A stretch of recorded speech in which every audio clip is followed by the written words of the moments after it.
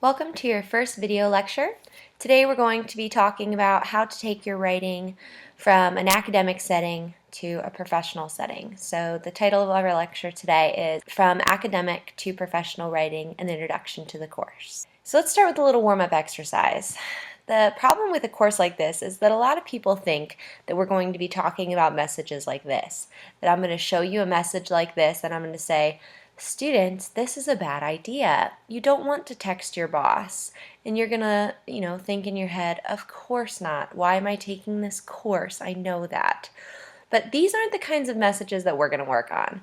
I know that you're smart enough to realize that you cannot send a text message like this to your boss, and I don't think any of you have ever uttered or written the phrase, yo boss.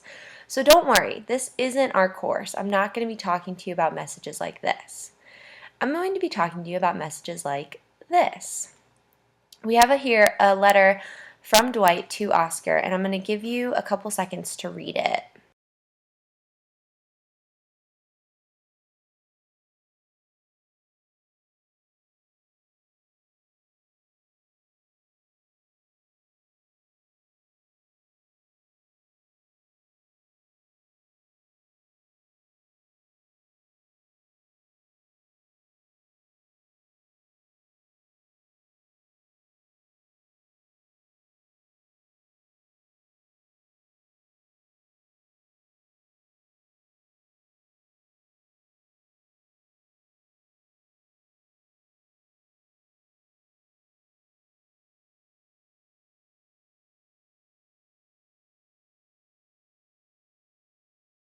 So obviously, Dwight would like to meet with Oscar, but if Dwight really wrote this message to Oscar, I think he would get quite a look.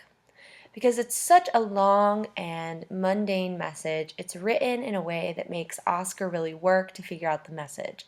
So in this class, we're going to learn about cleaning up our writing and being more professional. So here's an example of how we would organize that.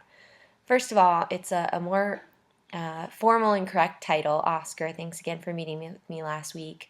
And then a simple introduction to the question that he'd like to ask, followed by an organized, bulleted list of times that he's available. If we go back to the first slide, Dwight never even tells Oscar when he is available. So even though this message is 3 times as long, it doesn't accomplish as much as this new organized method. So that's this class. It's not me telling you that texting your boss is inappropriate. It's so much more than that.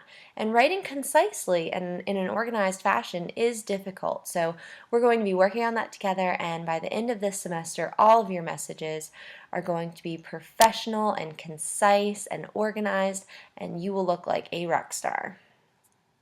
So what we're going to do is get into a conversation about audience here. And the reason for that is because professional writing is audience-centered. And so let's talk about that for a second. When you're writing a paper about Romeo and Juliet for your English class, you're not considering your audience as much. You might consider the fact that, your teacher is a stickler for comma mistakes, and so you're trying to be careful about that. But in general, you're writing about the topic. You're focused on this idea of Romeo and Juliet and something about the story. Professional writing is very different than that. You can take one idea in professional writing and write it 100 different ways. So you can organize your information into a memo, into a business letter, a proposal, a report, a brochure. You can try to organize it into an email, a website. There are so many formats, and you have to think about your audience and what they need. Whereas with the article about Romeo and Juliet that you would write for an academic setting, really, for that, you don't mind as much who the audience is. You're going to write the same kind of article no matter what journal it's going into. You might tweak it a little bit, but you're not as focused on your audience. So that's something that now that you're in this class, you really need to think about. Before we start every document, we're going to think about audience.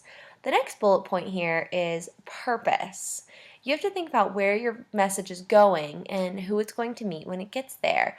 So not just thinking about, okay, I think a memo is the best format for this, but really think about why you're trying to share this information, what you want someone to get out of this information, what you want them to do with this information once they're finished with it. So really with with professional writing, there's a lot of consideration that goes into a message before you send it. So I have a little diagram here to talk about this process to communication. There's 3 parts. Audience is only one of the parts. Another part is you, the sender, and then of course the actual message that's going out. And so here's a little diagram to help us see the difference. In academic writing, we're really concerned about that message. Our ideas about Romeo and Juliet aren't going to change no matter who we're talking to. We have those concrete academic theories. Whereas in professional writing, our audience is the biggest thing. We have a message, and we're involved in delivering this message, but really we want to consider our audience and make sure that we deliver the information in a way that they can understand. So here's a slide that helps us to talk about focusing on the audience. How do we do that? Well, here are a couple of questions that you would need to ask yourself before starting a message, and I'm going to give you a second to read these on your own.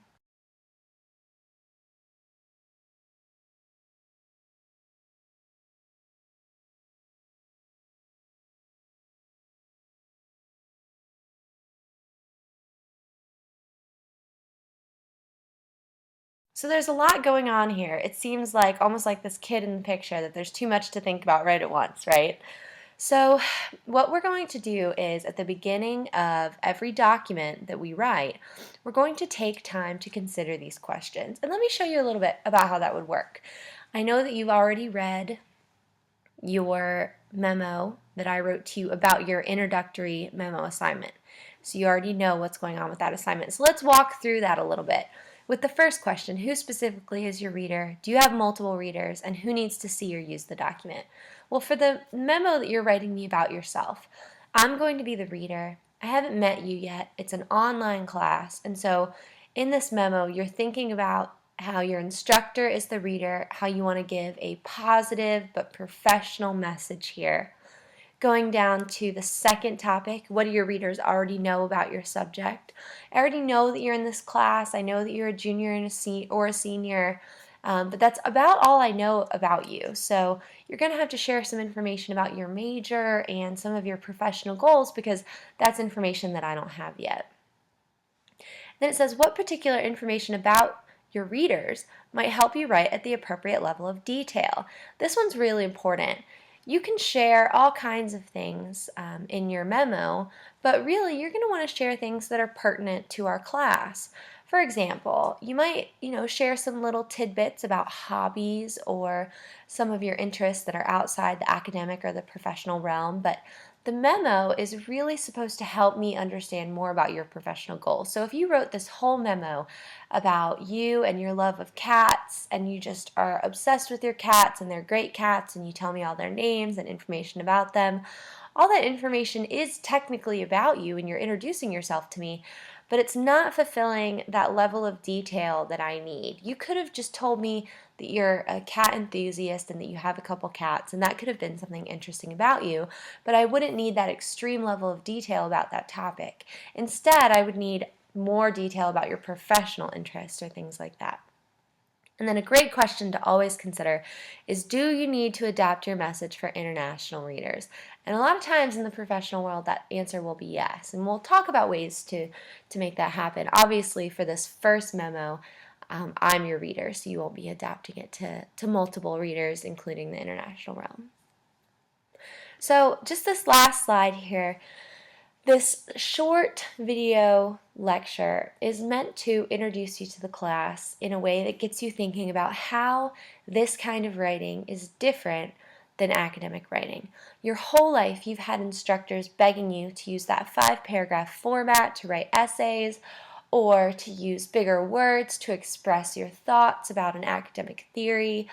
You've had professors probably encourage you to write longer papers so that you really fill out your ideas or add more description. This is not that class. You are not in Kansas anymore, Dorothy. This is a professional writing class. The less words you use to describe something, the better.